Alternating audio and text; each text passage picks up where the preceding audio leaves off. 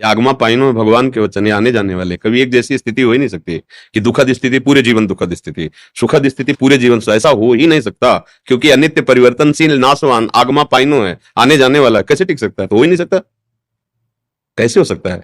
किसी एक का नाम बताओ पूरा जन्म से लेकर मृत्यु तक उसने दुख ही भोगा, सुख मिला ही नहीं, क्योंकि बना ही शरीर दो कर्मों से है, शुभ और अशुभ कर्मों से मिश्रित बना है, तो शुभ का फल सुख आएगा, सांसारिक सुख, और अशुभ का फल दुख आएगा। शुभ और अशुभ दोनों से परे हो जाना, ये भजन मार्ग है, ये अध्यात्म मार्ग है, जो दोनों को मिटाकर एक रस परमानंद में स्थिति रखता है, सुख दुख का कोई प्रभाव न पड़े, उसे अध्यात्म मार्ग कहते हैं। अब बताओ किसको बराबर दुख मिल रहा है? जो भगवान से विमुख है उसकी सोच में दुख रहता है, बाहर से सुख और दुख का क्रम बदलता रहता है। जैसे कह दो अगर दिन ही दिन रहे तो फिर, अगर रात ही रात, हो ही नहीं सकता, हो ही नहीं सकता।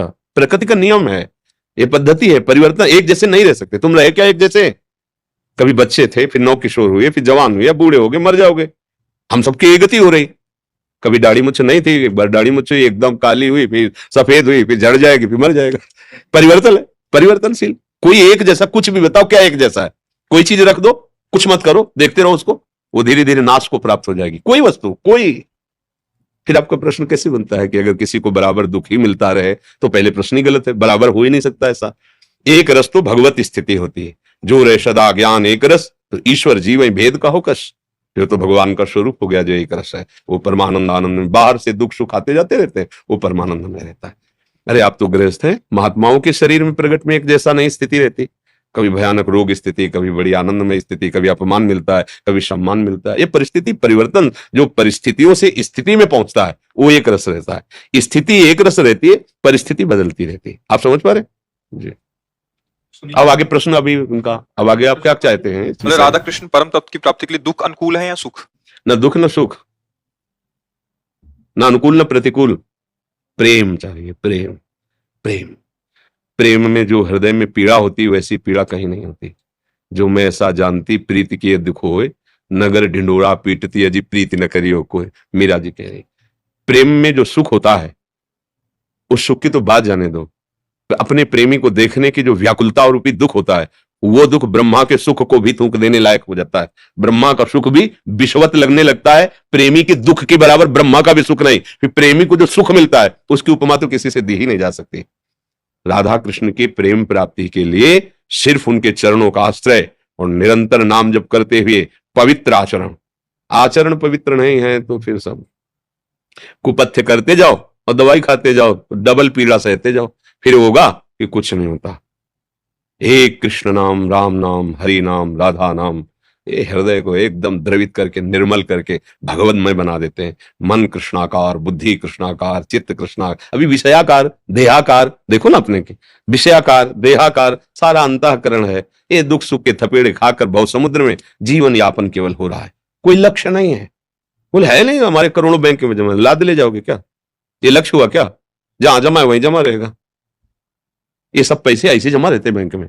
कभी हम कहते हैं हमारा सब कुछ छूट जाएगा, पढ़ाई लिखाई, रुपया पैसा, माता पिता, भाई बंधु, रिश्ते नातेदार, व्यायाम किया हुआ शरीर से सब चला जाएगा। अभी बचा क्या? आप और आपके कर्म, वो नहीं छोड़ेंगे, कर्म नहीं छोड़ेंगे। जब तक भस्म नहीं होंगे तब तक वो आपका पीछा करते रहेंगे, चाहे शुभ हो चाहे अशुभ हो। इन शुभ अशुभ कर्मों को भगवान श्री हरि मिटा देते हैं। जब उनके चरणों का आश्रय लेते हैं ना, तो भगवान उन कर्मों को नष्ट कर देते हैं जो हमें बांधने वाले हैं, फिर दिव्य आनंद की प्राप्ति होती है। अब अभी ये कहा जाए कि ठीक है अभी प्राण छूट जाए, अब कहां जाओगे? पास है आपके पास, मरने के बाद जाओगे कहां? अरे बोले मरो यार, छुट्टी खत्म। छुट्टी कहां? छुट्टी मिलेगी तुम्हें? झंझट खत्म, कहां कहां खत्म? 5 स्टार होटल थोड़ी कि बुक हो गया आप चले जाओगे मौज लोगे।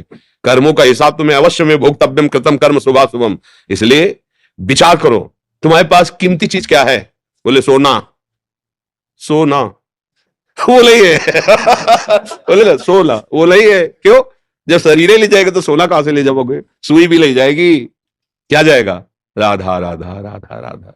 इसे कोई मिटा नहीं सकता, इसे कोई चुरा नहीं सकता, इसे कोई घटा नहीं सकता। ये ऐसा महामहिम धन है, किसी भी लोक में चले जाओगे, खूब खर्चो खूब कहाओ, पर कभी कम नहीं होगा। जैसे सुकृत से स्वर्ग लोग गए, सुकृत नष्ट हुए, हटा दिए गए। रुपया से 5 स्टार होटल में गए, रुपया खत्म, धक्का मार के बाहर निकाल दिया जाओ, खोपड़ी को बल भेज दिया जाता है, पलट दिया जाता है स्वर्ग से। लेकिन राधा नाम है, कृष्ण नाम है, हरि नाम है, ये ऐसा नहीं है कि अब खत्म, ऐसा नहीं, ये अमोघ है। वही चतुर सुजान, कबीरदास जी महाराज कहते कबीरा सब जग निर्धना, धनवंता नहीं कोई, धनवंता सोई जानिए, जाके राम नाम धन भगवान नाम जमा किया है। अब बुद्धिमानी यही है कि जाना जाए वहां पास बनवा लो, जाना तो है, एक दिन तो जाना है, किस मिनट में जाना है पता नहीं है, अमर्थ है नहीं कि मैं उनको देख पाऊं, देखे बिना रहा जा ना रहे। अब कोई सहयोगी है नहीं, किसी का कोई उपाय है नहीं, अब क्या करता है? रुदु सुश्रम राजन कृष्ण, एक ही उपाय बचा, निरुपम अनुपम महामहिम प्रभु मुझ जैसे नीच के सामने क्यों आएंगे? क्या उपाय करूं, कैसे करूं? तो एक उपाय बचता है, रो रो के पुकारना, मुझ गरीब पर, मुझ दीन पर प्रभु आप कृपा करो, मिल जाओ, बस यही एक उपाय है। और ये अहंकार उपाय करने नहीं देता। हम जब होता है ना, ये वो तो तब होता है जब अपने में कुछ नहीं समझ में आ रहा, कि है ही नहीं, योग्यता ही नहीं। तो बस एक ही उपाय है कि आप दीनानाथ हो, गरीब निवाज हो, आप पतित पावन हो। ये आपका बाना सुना है कि जो पतित है उसको आप पावन कर देते हो। नाथ मुझे मिल जाओ, मेरे पास सामर्थ्य नहीं पर आप कृपा सिंधु, आप मिल जाओ। रुदु सुश्रम राजन कृष्ण दस, नाथ जैसे भी हम आपके तो है ना, आप जैसा चाहो मुझे चला लो ना, आप जैसा चाहो मुझे बना लो। बस प्रभु किसी नियम कर्म तपस्या से खरीदे नहीं जा सकते।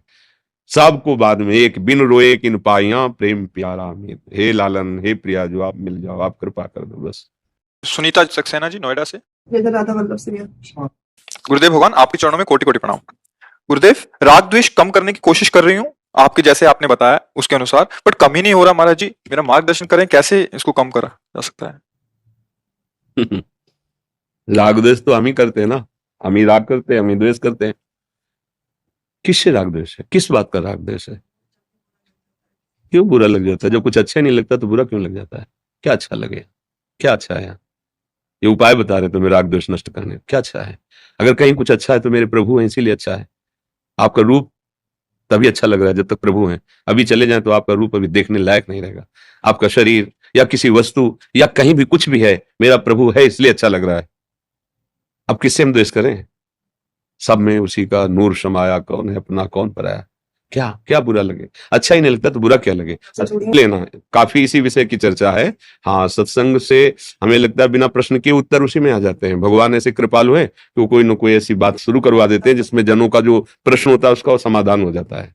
अपने प्रभु को सर्वत्र देखने की भावना करना, जब कोई अपने अनुकूल हो तो मेरे प्रभु इस रूप में दुलार कर रहे हैं, और जब कोई प्रतिकूल हो तो मेरे प्रभु इस रूप में मुझे पुष्ट कर रहे हैं, मजबूत कर रहे हैं। तो अच्छा और बुरा का प्रश्न ही नहीं उठा, क्योंकि दोनों जगह हमने अपने प्रभु के विधान को देखा। और ये केवल भावुकता नहीं है, सत्य है। यही भगवान का विधान है। उनके विधान के सिवा मुझ शरणागत को कौन प्रतिकूलता से देख सकता है?